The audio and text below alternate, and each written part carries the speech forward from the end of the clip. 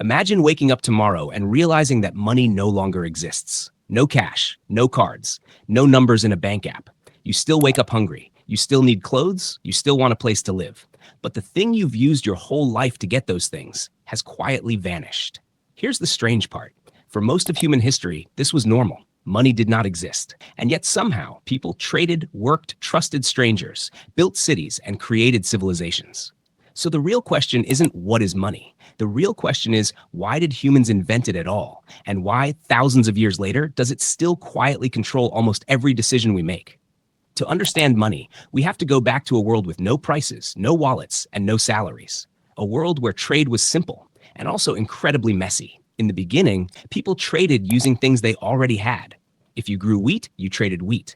If you raised goats, you traded goats. If you made tools, you traded tools. This system is called barter. But imagine trying to live this way today. Let's say you're a baker. You bake bread every morning. You need shoes. So you walk to the shoemaker and say, "I'll give you bread for shoes." The shoemaker looks at you and says, "I already ate. I don't need bread today." The deal fails. Not because bread has no value, but because the timing doesn't match. This problem has a name, but we don't need the name. We just need to understand the feeling. Trade only works if both sides want exactly what the other has at the same time. As societies grew bigger, this became exhausting. Farmers needed tools, tool makers needed food, soldiers needed armor. Everyone needed something different at different times. Barter was fine for small villages, but it broke down as cities formed. So humans did something clever. They searched for a middle thing, something everyone agreed had value, even if they didn't need it immediately. This middle thing could be traded again later. At first, it wasn't coins or paper. It was everyday objects: shells, salt, cattle, beads. Salt was especially popular, not because it was rare, but because everyone needed it to preserve food. Slowly, people stopped trading goods for goods. They traded goods for something that could become anything else later. This was the birth of money, not as an object, but as an idea. Money wasn't invented by a single person or king. It emerged naturally, like language. It was simply a shared agreement. This thing can stand in for value. But there was still a problem. Carrying cows is inconvenient. Shells can break. Salt can spoil. So societies looked for something better. They found metals. Gold and silver didn't rot. They were hard to fake, and you could divide them into smaller pieces. This is where coins came from. Not because gold was magical, but because it was practical. A gold coin wasn't valuable because you could eat it. It was valuable because everyone trusted that someone else would accept it later. Trust is the real foundation of money, always has been. Now, imagine being a traveler walking into a city you've never visited. You don't know anyone. No one knows you. But you hand over a coin, and suddenly you have food, shelter, and safety. That coin is a portable piece of trust. It says someone, somewhere, has already worked, and society recognizes that. As kingdoms grew, rulers noticed something important. If people trusted coins, then whoever controlled coins controlled the economy. Kings began stamping their faces onto metal, not for decoration, but as a guarantee. This coin is real. This coin will be accepted. This coin is backed by authority. Money became tied to power. But metal had limits. Gold is heavy. It's hard to move in large amounts, and there isn't enough of it to support fast-growing economies. So another idea appeared: paper. At first, paper money wasn't money at all. It was a receipt. You gave your gold to a trusted place. They gave you paper saying, "We owe you this much gold." The paper was easier to carry than metal.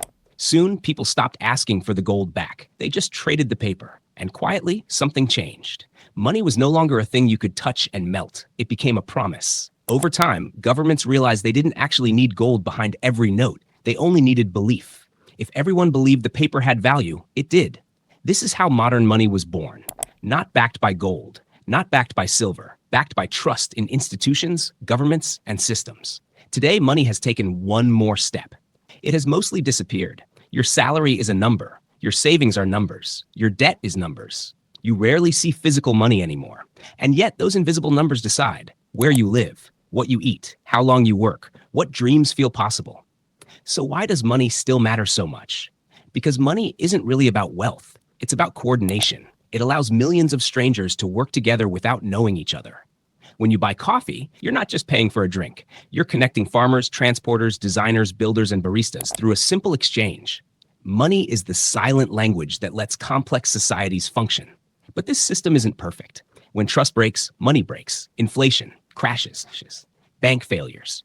These moments aren't about numbers, they're about confidence disappearing. Every financial crisis is really a crisis of belief. People stop trusting the system to hold value tomorrow. And when trust leaves, money loses its power. That's why money matters today just as much as it did thousands of years ago. Not because of coins or paper, but because we still need a shared story of value, a story we all agree to believe. And that story quietly shapes the modern world. The real turning point in the story of money didn't arrive with coins or paper. It arrived when money became faster than humans. For thousands of years, money moved at the speed of hands and horses. Coins traveled in pockets. Paper traveled in bags. That slowness acted like friction. It limited mistakes. It limited panic. Then came banks. At first, banks were simple places. They kept valuables safe. They moved money from one place to another. But slowly, they began doing something new. They lent money they didn't physically have. Here's how that worked. You deposit $100 in a bank. The bank keeps a small part of it. Then it lends the rest to someone else. That borrower spends it. The money returns to another bank. That bank lends it again. The same $100 now supports many transactions. This wasn't a trick. It was a tool. It allowed economies to grow faster than physical money supplies. Businesses expanded. Homes were built. Jobs were created. Money stopped being a fixed pile. It became a flowing system. But every system built on trust carries risk. Because this system assumes one thing: not everyone will ask for their money back at the same time. Most days, that assumption holds. Then fear arrives. Someone whispers, "What if the bank doesn't have the money?" People rush to withdraw. Suddenly, the system breaks, not because the money never existed, but because trust disappeared all at once. This pattern has repeated throughout history. The Great Depression, the 2008 financial crisis, different details, same root cause. When confidence collapses, money stops doing its job. And because money is the connector of society, the damage spreads quickly. Businesses close, jobs vanish, savings shrink. This is why governments step in during crises, not to protect banks as buildings, but to protect trust as an idea. When central banks print money, people often ask a simple question: why don't they just print unlimited money? The answer is simple. Because money only works if people believe it holds value tomorrow. If too much money appears too quickly, each unit means less. This is inflation. Not because money is evil, but because trust has limits. Money is a promise stretched across time. Break the promise, and people stop believing. This brings us to the modern world. Today, money is mostly invisible. Paychecks arrive automatically. Bills disappear with a tap. Debt grows quietly. You can live your entire life without touching physical cash. And yet money feels more powerful than ever.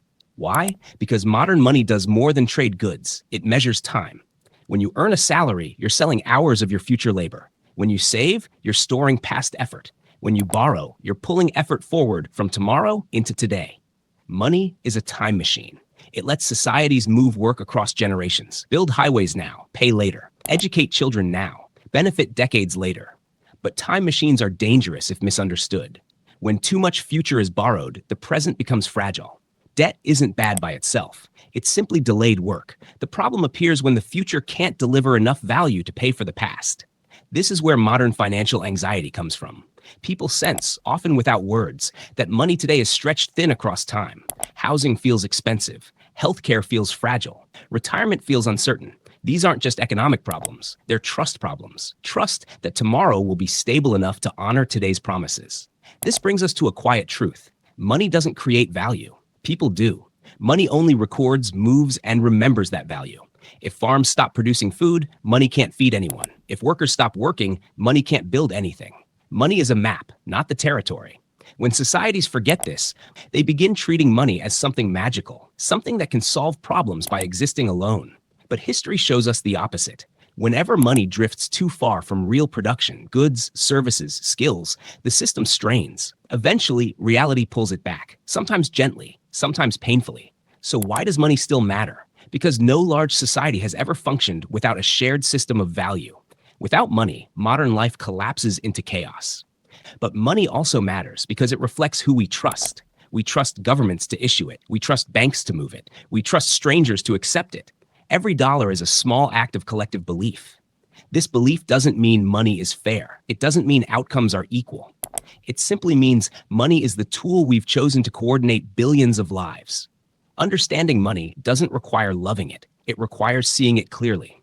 So what should we take away from this story? Takeaways. Money was invented to solve a coordination problem, not to create wealth. Trust, not gold, paper, or code, is the true foundation of money. Every financial crisis is a moment when trust breaks faster than systems can adapt. Money connects past work, present exchange, and future promises. When money drifts too far from real value creation, instability follows. And now, the quiet ending. Money feels permanent because we grow up inside it, but it is one of humanity's most flexible inventions. It has changed forms many times before. Shells, metal, paper, numbers. Each time, the shape changed. The idea stayed the same, a shared agreement about value. So the next time you look at a price tag, a paycheck, or a bank balance, remember this. You are not looking at wealth. You are looking at a story society tells itself about trust, time, and cooperation. And like all stories, it only works as long as we keep believing together.